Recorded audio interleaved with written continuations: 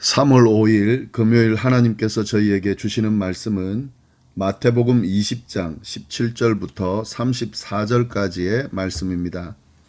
하나님의 말씀을 먼저 보겠습니다. 예수께서 예루살렘으로 올라가려 하실 때에 12 제자를 따로 데리시고 길에서 이르시되 보라 우리가 예루살렘으로 올라가노니 인자가 대제사장들과 서기관들에게 넘겨지며 그들이 죽이기로 결의하고 이방인들에게 넘겨주어 그를 조롱하며 채찍질하며 십자가에 못 박게 할 것이나 제3일에 살아나리라. 그때에 세베대의 아들 어머니가 그 아들들을 데리고 예수께 와서 절하며 무엇을 구하니 예수께서 이르시되 무엇을 원하느냐 이르되 나의 이 두 아들을 주의 나라에서 하나는 주의 우편에 하나는 주의 좌편에 앉게 명하소서. 예수께서 대답하여 이르시되 너희는 너희가 구하는 것을 알지 못하는도다. 내가 마시려는 잔을 너희가 마실 수 있느냐? 그들이 말하되 할 수 있나이다. 이르시되 너희가 과연 내 잔을 마시려니와 내 좌우편에 앉는 것은 내가 주는 것이 아니라 내 아버지께서 누구를 위하여 예비하셨든지 그들이 얻을 것이니라. 열제자가 듣고 그 두 형제에 대하여 분이 여기거늘 예수께서 제자들을 불러다가 이르시되 이방인의 집권자들이 그들을 임의로 주관하고 그 고관들이 그들에게 권세를 부리는 줄을 너희가 알거니와 너희 중에는 그렇지 않아야 하나니 너희 중에 누구든지 크고자 하는 자는 너희를 섬기는 자가 되고 너희 중에 누구든지 으뜸이 되고자 하는 자는 너희의 종이 되어야 하리라. 인자가 온 것은 섬김을 받으려 함이 아니라 도리어 섬기려 하고 자기 목숨을 많은 사람의 대속물로 주려 함이니라. 그들이 여리고에서 떠나갈 때에 큰 무리가 예수를 따르더라. 맹인 두 사람이 길가에 앉았다가 예수께서 지나가신다 함을 듣고 소리질러 이르되 주여 우리를 불쌍히 여기소서. 다윗의 자손이여 하니 무리가 꾸짖어 잠잠하라 하되 더욱 소리질러 이르되 주여 우리를 불쌍히 여기소서. 다윗의 자손이여 하는지라. 예수께서 머물러 서서 그들을 불러 이르시되 너희에게 무엇을 하여 주기를 원하느냐? 이르되 주여 우리의 눈을 뜨기를 원하나이다. 예수께서 불쌍히 여기사 그들의 눈을 만지시니 곧 보게 되어 그들이 예수를 따르니라. 아멘. 저희는 지금 예수님께서 십자가 사역을 감당하기 위해서 예루살렘으로 이동하고 있는 그 여정을 지금 살펴보고 있습니다. 십자가 사역을 본격적으로 시작하는 그 장소가 빌립보 가이사랴입니다. 예루살렘이 남쪽에 있고요. 그리고 예루살렘에서 가장 멀리 떨어진 빌립보 가이사랴 북쪽에 있죠. 북쪽에 있는 빌립보 가이사랴에서 베드로의 신앙 고백이 나오고요. 그 베드로의 신앙 고백을 기점으로 예수님께서 고난당하실 것을 그리고 3일 만에 살아나실 것을 첫 번째로 예고합니다. 그리고 난 뒤에 그 바로 아랫부분에 있는 갈릴리 지역으로 이동하셔서 거기서 사역을 하시다가 그리고 그 갈릴리 지역을 또 떠나셔서요. 사마리아를 지나 그 아랫부분에 사마리아가 있거든요. 그 사마리아를 지나 유대 땅으로 가서 그리고 거기서 또 사역을 합니다. 유대 지역에 예루살렘이 있습니다. 이 여정을 보면은 예수님께서 빌립보 가이사랴를 출발해서 예루살렘 쪽으로 이동하고 있다는 것을 알 수가 있습니다. 마태복음이 그 이동 경로에 따라서 쭉 예수님의 행적을 기록하고 있는데요. 특별히 마태복음 19장, 20장은 유대 지역에서 예수님과 제자들이 예루살렘에 도착하기까지의 여정을 담고 있습니다. 이제 예루살렘에 도착하게 되면은 예수님께서 말씀하신 것처럼 잡히시게 될 거고 고난당하시게 될 거고 십자가의 죽으심을 받게 될 거고 그리고 3일 만에 부활하는 그런 사역이 이루어질 겁니다. 그래서 오늘 본문은 보면은 이제 예수님께서 예루살렘에 입성하기 직전에 지금 상황인데요. 제자들에게 정말 중요한 내용을 알려주고 있습니다. 예수님이 예루살렘에 올라가실 때 12제자를 따로 부릅니다. 그 내용이 오늘 본문 17절에 나오는데요. 보시면은 예수께서 예루살렘으로 올라가려 하실 때에 12제자를 따로 데리시고 길에서 이르시되, 예루살렘에 이제 올라간다는 것은 이제 본격적인 십자가 사역이 진행된다는 건데요. 예, 그 전에 12제자를 따로 데리시고 그들에게 이제 지금까지 물론 여러 번에 걸쳐서 이야기를 했지만 결론적으로 중요한 이야기를 하시는 겁니다. 어떤 이야기를 하시는가? 18절 19절 보라 우리가 예루살렘으로 올라가노니 인자가 대제사장들과 서기관들에게 넘겨지며 그들이 죽이기로 결의하고 이방인들에게 넘겨주어 그를 조롱하며 채찍질하며 십자가에 못 박게 할 것이나 제3일에 살아날 것이다. 예수님의 순환 예고죠. 이미 예수님은 앞서서 두 번에 걸쳐서 죽음에 관한 예고를 하셨습니다. 16장 21절과 17장 22절의 말씀이 나오는데요.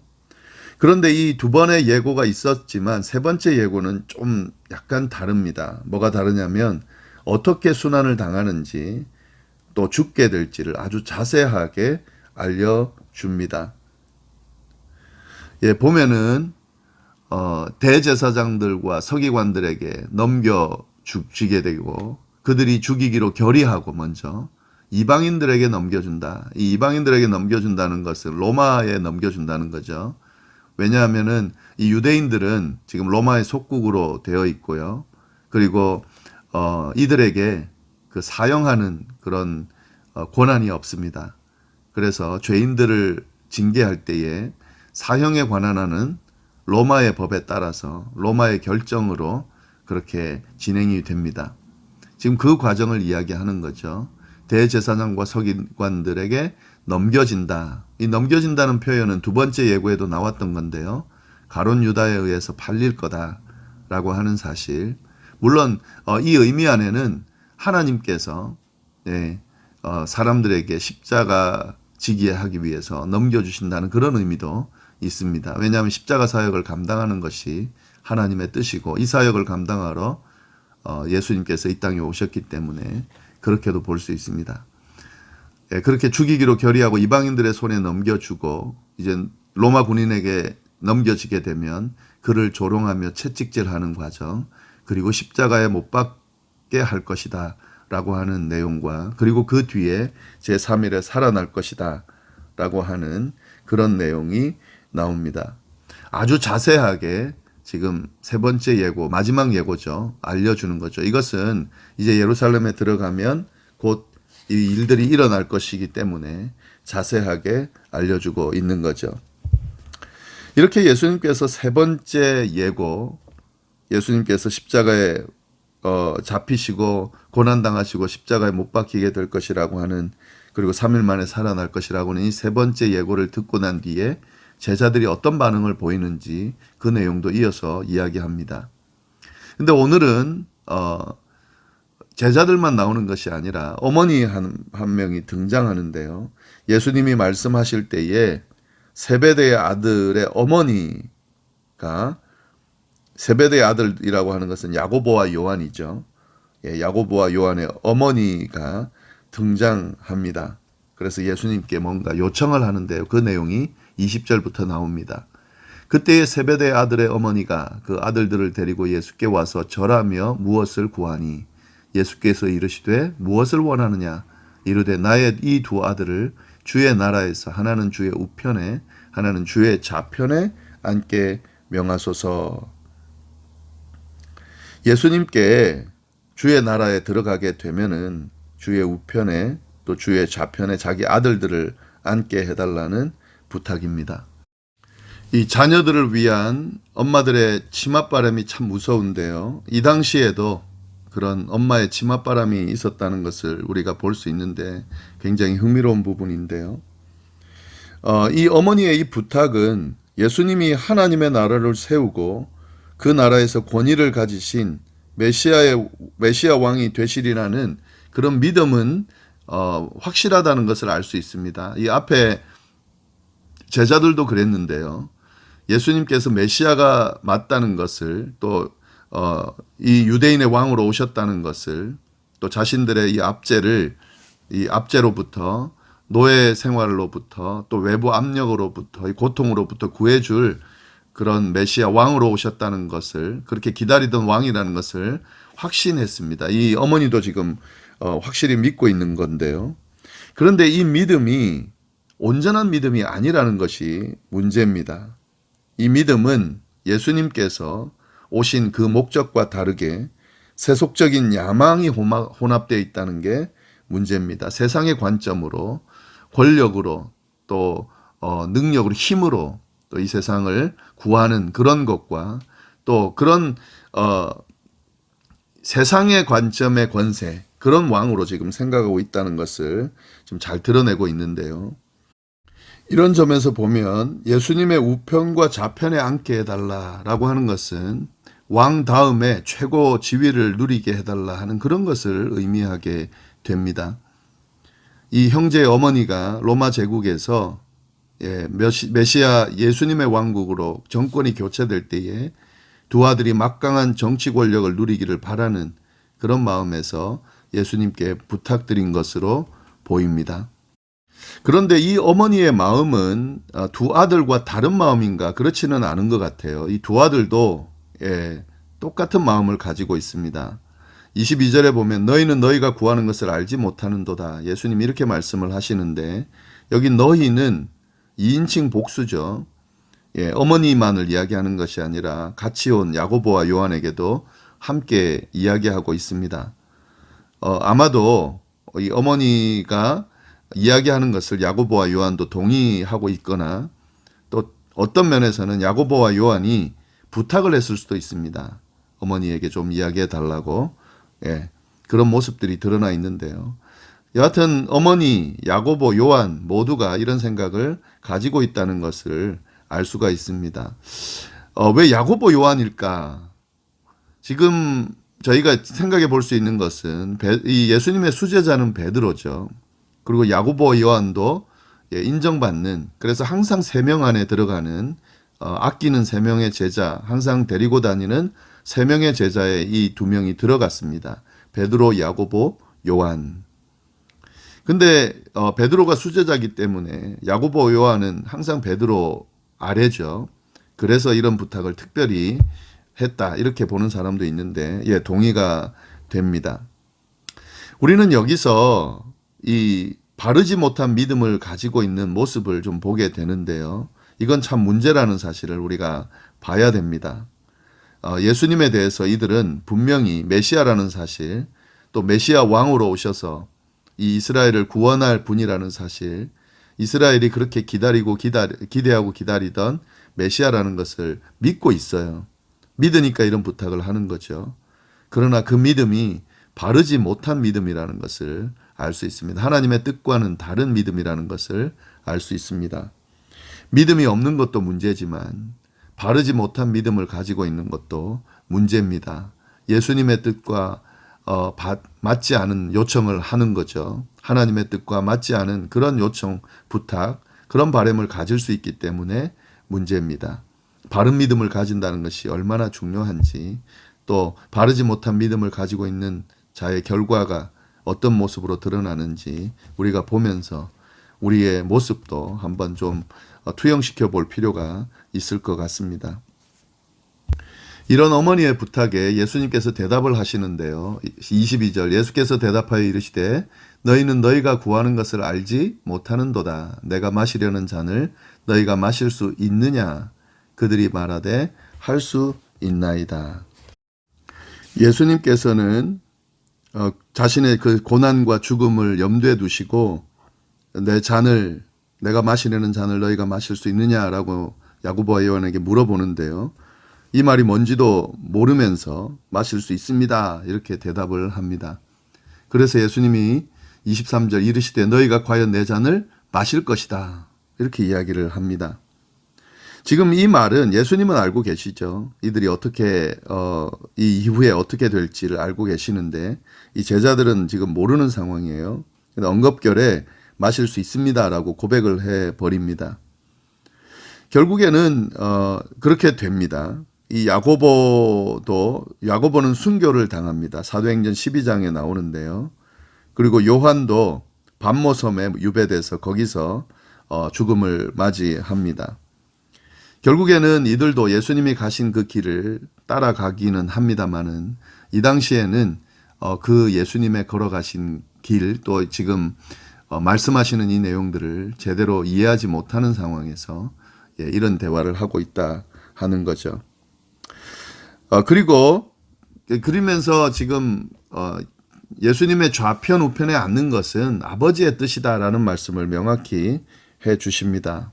이것에 대해서 이들이 갖고 있는 생각이 잘못됐다는 것을 알려주시면서 정확하게 바르게 가르쳐 주고 있는 모습이 나옵니다.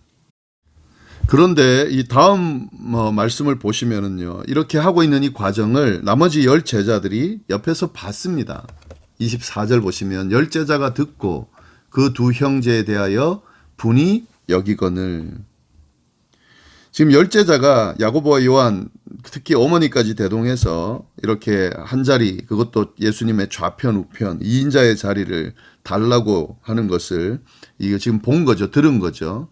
그래서 이 10 제자들이 분이 여겼다 하는 거죠.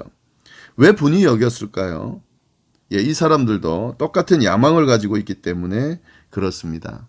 이들도 지금 똑같이 생각하고 있는 거예요. 예수님께서 로마를 엎고 그리고 다시 예수님의 나라를 세우게 되면은 그러면 자기네들이 한 자리를 차지하고 할 거다. 라고 지금 생각하고 있는 상황이죠. 이 앞에 또 누가 크냐라고 하는 것을 궁금해하는 그런 상황에서 아마 자기네들이 좀 더 높은 자리를 좀 차지하기를 원하는 마음이 있었던 거죠. 그런데 갑자기 야고보와 요한이 이렇게 치고 나오니까 이들이 지금 분이 여기게 되는 거죠. 이걸 이제 예수님께서 보시고 또 이 부분에 대해서도 예수님께서 정확하게 지적하시고 가르침을 주십니다. 25절 예수께서 제자들을 불러다가 이르시되 이방인의 집권자들이 그들을 임의로 주관하고 그 고관들이 그들에게 권세를 부리는 줄을 너희가 알거니와. 지금 이 부분은 세상의 관점이다. 세상은 이렇게 한다. 이방인의 집권자들이 사람을 임의로 주관하고 권세를 부린다. 이 말은 로마 제국의 권위와 그 다스림을 이야기하는데 그것과 다르다는 거죠. 지금 예수님을 따른다고 하는 것, 예수님이 들어갈 그 나라, 만들 나라, 그 하나님의 나라는 이것과 다르다라는 사실을 말씀하시는 거예요. 그 나라는 어떤 나라냐면 26절 너희 중에는 그렇지 않아야 한다. 너희 중에 누구든지 크고자 하는 자는 너희를 섬기는 자가 되고 너희 중에 누구든지 으뜸이 되고자 하는 자는 너희의 종이 돼야 된다. 이것이 지금 하나님의 나라의 관점이다. 너희가 생각하는 것과는 완전히 반대다라는 말씀을 하시는 거예요. 그리고 이 방식으로 예수님께서 지금 이 메시아 사역을 하신다라는 것을 말씀하십니다. 28절 인자가 온 것은 섬김을 받으려 함이 아니로 도리어 섬기려 하고 자기 목숨을 많은 사람의 대속물로 주려 함이니라. 이것이 예수님께서 오신 이유고 또 걸어가시는 과정입니다. 섬김을 받는 것, 권위를 가지는 것, 권력을 행사하는 것 이게 아니라 섬기기 위해서 자기 목숨을 많은 사람의 대속물로 내어주면서 그것이 내 목적이다. 이걸 통해서 많은 사람을 살리려고 한다라고 하는 말씀을 해 주십니다. 지금 계속해서 예수님께서 하시는 말씀은 이제 곧 십자가 사역을 감당해야 되는데 그 부분에 대해서 제대로 이해하지 못하고 있는 제자들에게 그들이 갖고 있는 세상적인 관점이나 생각이 아니라 하나님의 관점으로 생각하고 볼 수 있기를 바라는 마음에서 계속해서 이 말씀을 가르침을 주고 계시고요. 또 이 길을 예수님이 지금 걸어가고 계십니다. 그 다음에 29절부터 34절 말씀 맹인 두 사람을 고치는 내용이 나오는데요. 이 여리고에서 떠나갈 때에 라는 말은 이제 예루살렘에 거의 임박했다는 것을 의미하는데요. 예루살렘에 거의 임박해서 이제 예루살렘에 들어가기 전에 맹인 두 사람을 고치십니다. 이것은 이제 예루살렘에 들어가서 하게 될 그 메시아 사역의 의미를 상징적으로 나타내 주는 거죠.